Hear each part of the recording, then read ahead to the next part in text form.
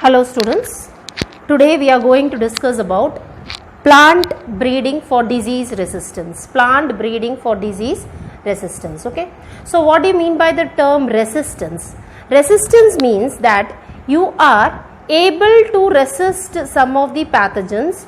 The pathogens, if it is entering into your body, it will not cause any harm. You can resist that pathogen, you can kill that pathogen so that you are not getting the disease. So then we call that one as what? We call that one as resistance. Okay. So resistance is defined as the genetic ability of a plant to prevent pathogens from causing diseases. Okay. Now, so the resistant varieties will not be getting usually attacked by the disease. Now, disease resistance varieties development, how it is useful? So, if you are developing a disease resistant variety, cultivars means what? Cultivars means variety. Okay. If you are developing a disease resistant variety, what will happen is that they will increase the food production, which means the food production will increase. Okay. So, it will be giving a very good yield because the plant is not attacked by the disease. So, obviously the food production will be more. Okay.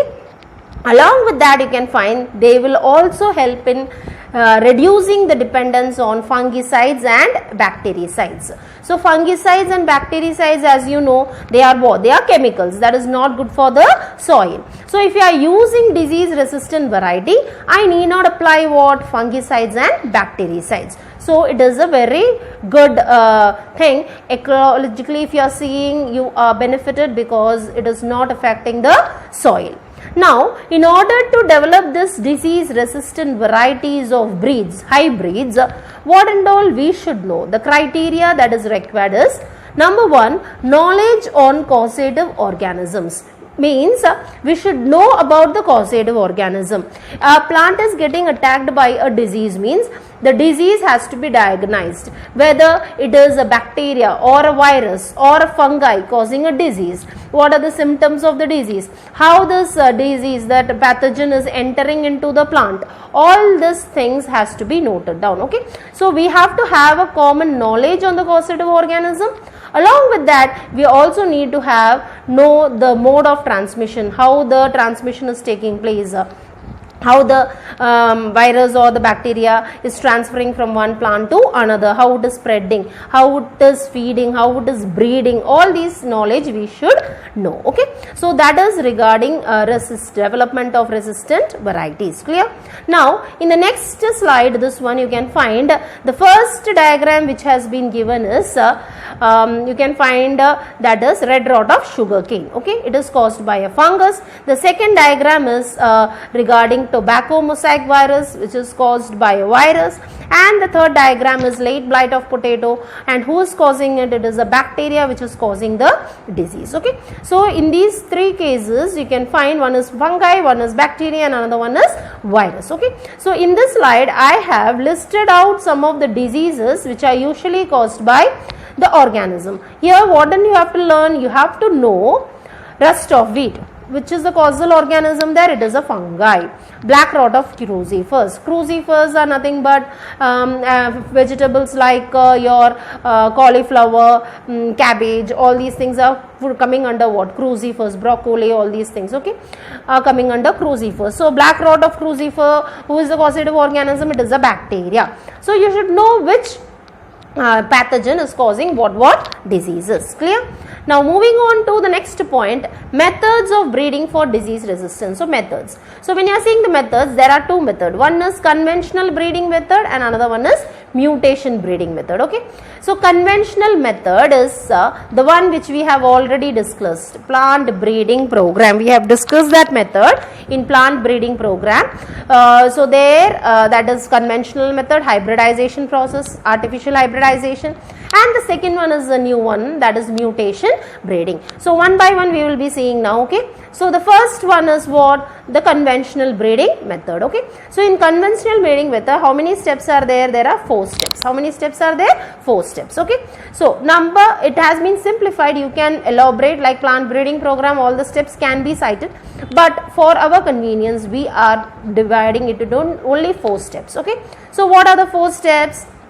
Number one is selection and screening of germplasm for disease resistance. Okay, so germplasm, I have already told you what is germplasm. Germplasm is a place where you can find all the alleles, all the genes which are responsible for coding for different characters in one particular species. So all the alleles are present in the germplasm. From there I am selecting the plants which are disease resistant. Okay, so I am selecting a plant which is disease resistant, means it is having a gene which is coding for disease resistant. Next what I am doing, I am selecting plant A, and next I am selecting plant B. Okay, in plant A what I am going to do, in plant A when you are seeing, what I am doing is that plant A which I am selecting is high yielding.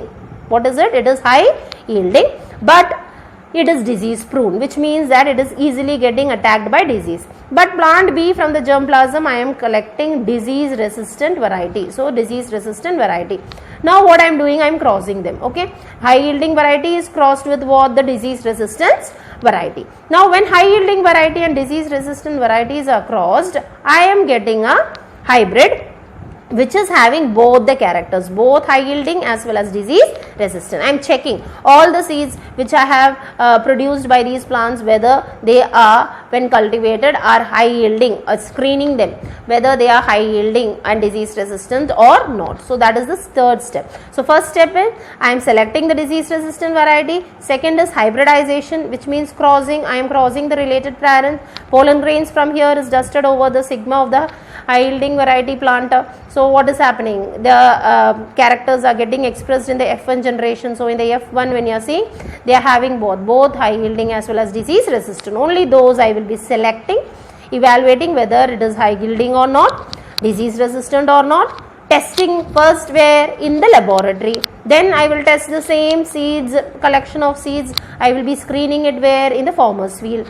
After screening it in the farmer's field, I am checking whether it is disease resistant or not, whether it is good compared to the parents. Yes, when I am seeing that yes, it is good compared to the parents, then it is released in the market as a good variety. So this is one way by which we can develop what? Disease resistant variety. Okay, so in the next table you can find some crops are being listed.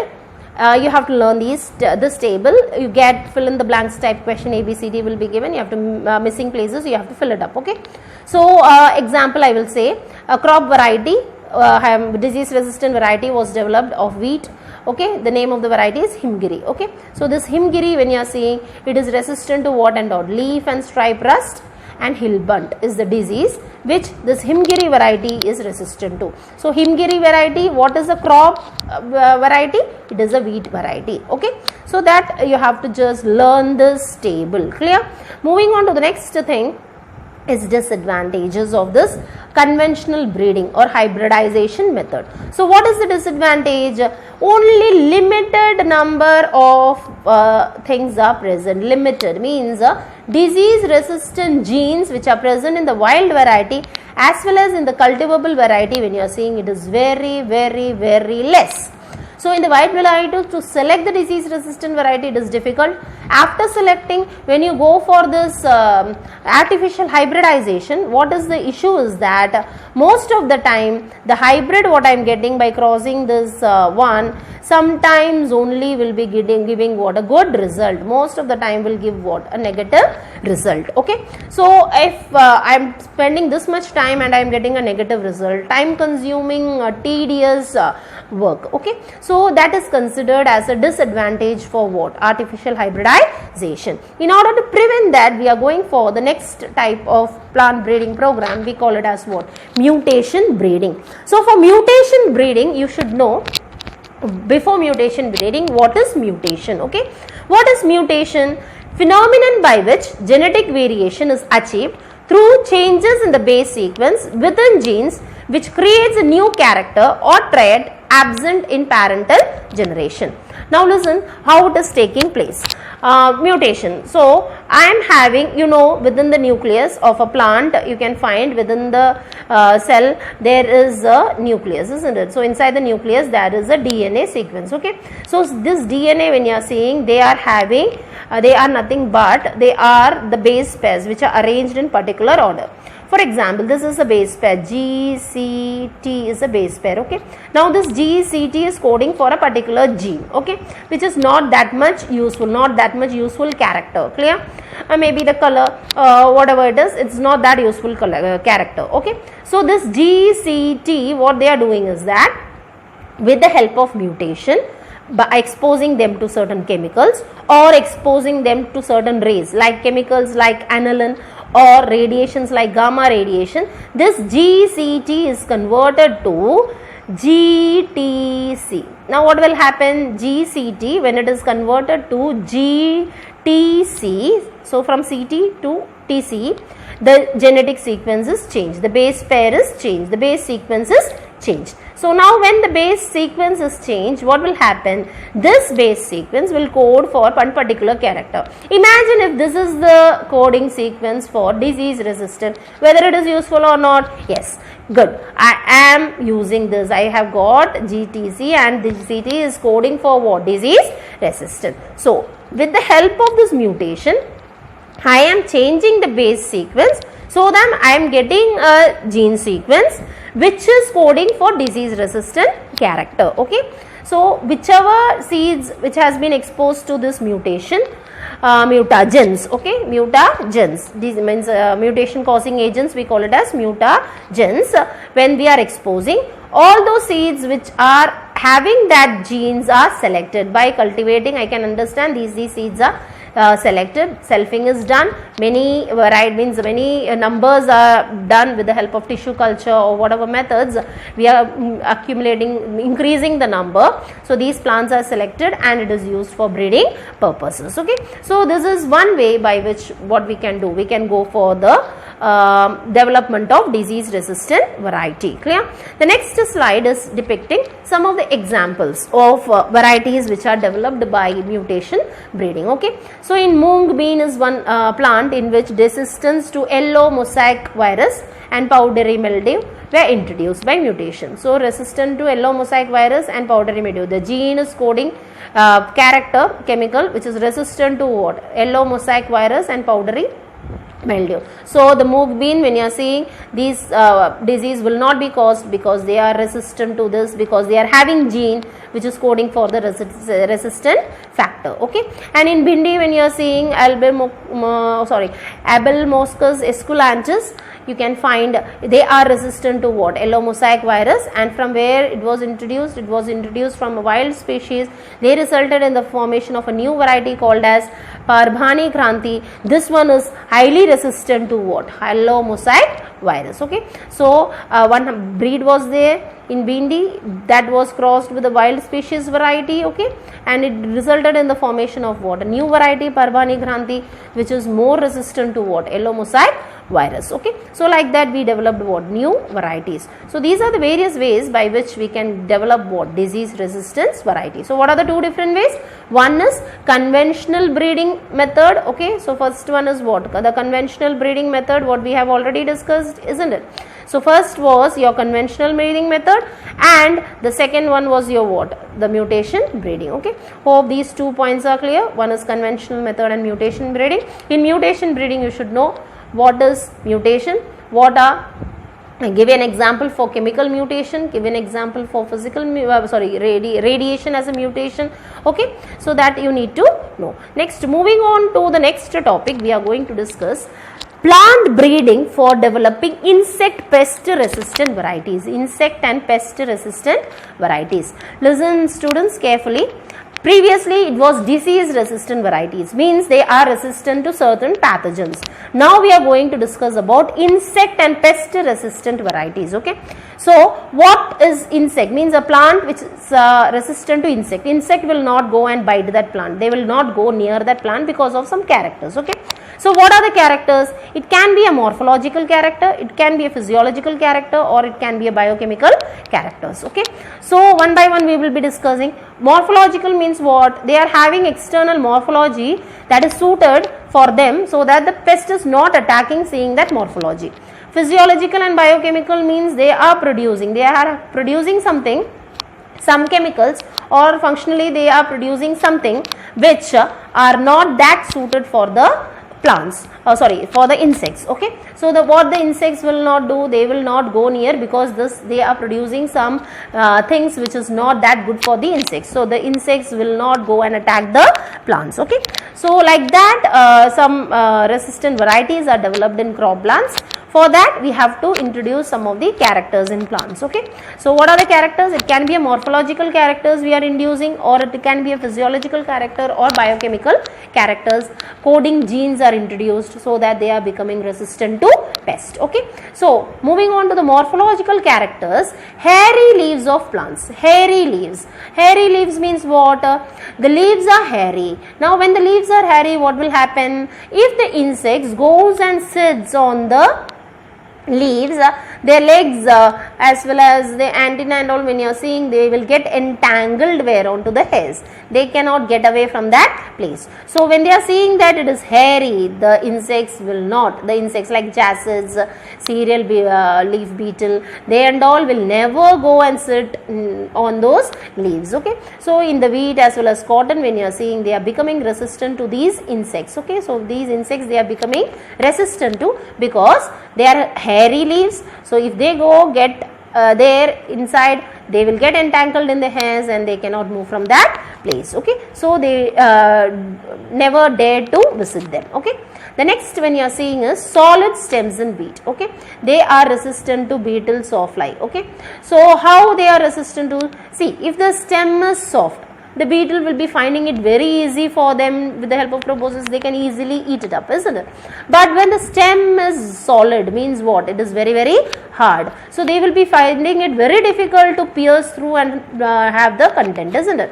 So in that case, they will not be visiting these solid stems, rather they will go for soft stems. So like that, the wheat with solid stems are resistant to what?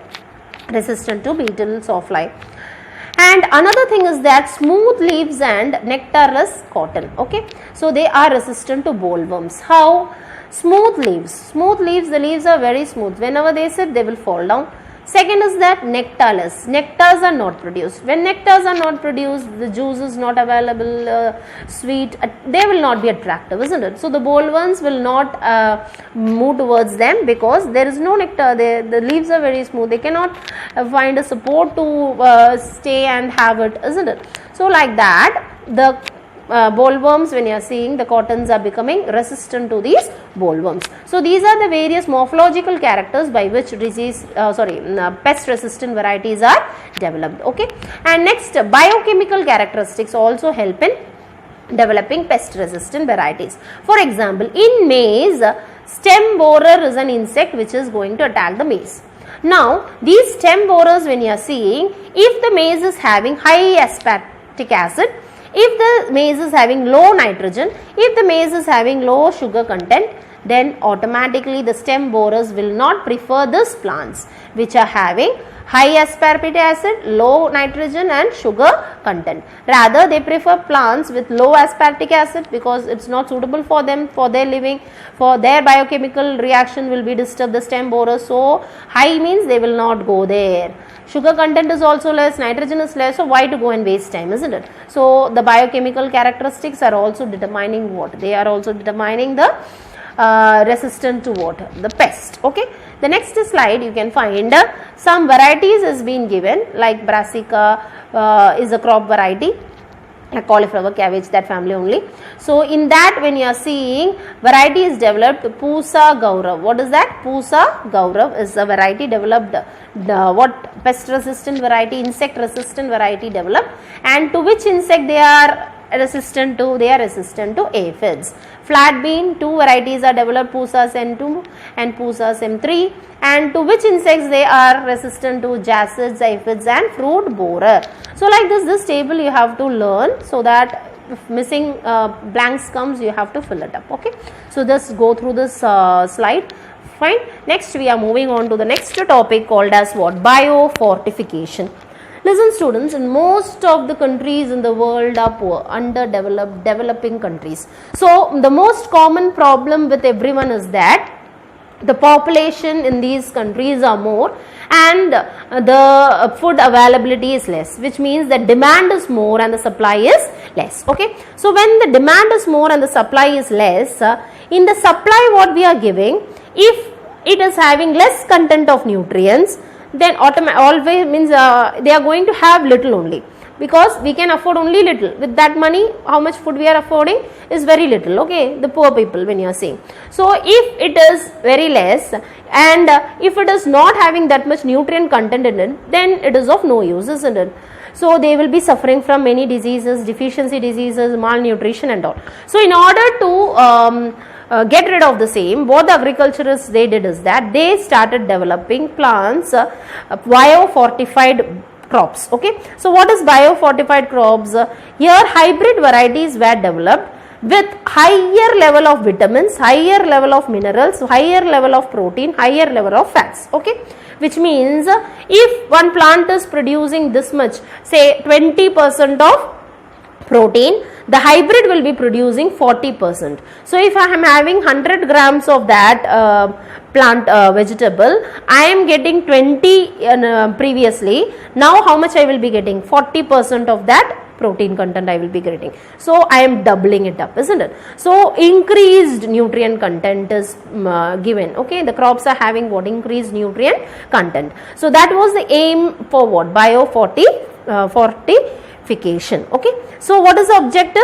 To improve protein content and quality, oil content and quality in crops, vitamin content and quality, micronutrient and mineral nutrient content in the plants. Okay, so that was the aim for what? This biofortification. So biofortification, developing breeds or varieties which are having high levels of proteins, vitamins, fats, minerals, etc. Okay, now the next slide, when you are seeing, some examples are given. Biofortified crops.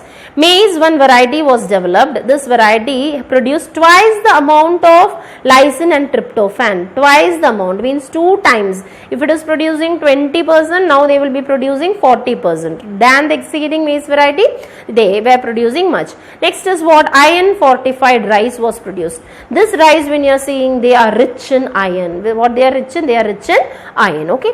Then one wheat variety is what developed. That wheat variety name is Atlas 66. Okay, so this Atlas 66, when you are seeing, what is the characteristics? They are having high protein content, and this Atlas 66 variety was used for breeding. Okay, the pollen grains from them having the gene which is coding for high protein was used for as a donor. Okay, so for breeding, the pollen grains was used as a donor, and it was dusted over the stigma. The varieties which were developed was having what? High protein content. Like that, new wheat variety Atlas 66 was developed, which was used as a donor for breeding purposes. Okay, and the next is some of the examples given. Indian Agriculture Research Institute, New Delhi. What they did is that they released several vegetable crops with enriched with some nutrient or the other. Like for example, vitamin A enriched carrot, spinach and pumpkin were produced by them. Vitamin C enriched bitter gourd. Bathua is what is that vegetable leaves which we eat. Okay, and mustard, tomato, all these were developed which was rich in vitamin C. Iron and calcium rich spinach and bathua was developed. Protein enriched beans were developed. Okay, protein enriched beans had broad beans. Lab is again a hyacinth bean only. French and garden peas were also developed, which was rich in protein. So these are some of the vegetables which were developed by whom? Indian Agriculture Research Institute. Okay, Indian Agriculture Research Institute developed some of this. The last slide is giving a list of latest biofortified crops. Some of the crops which were biofortified, latest varieties which were developed and having good nutrient content has been developed, like cassava, provitamin A is more, beans, when you are seeing iron is more in this bean. Okay, so like that they developed what? New varieties. Clear? So today's what we and all we have discussed, we have discussed 3 things. So what were the 3 things that we discussed?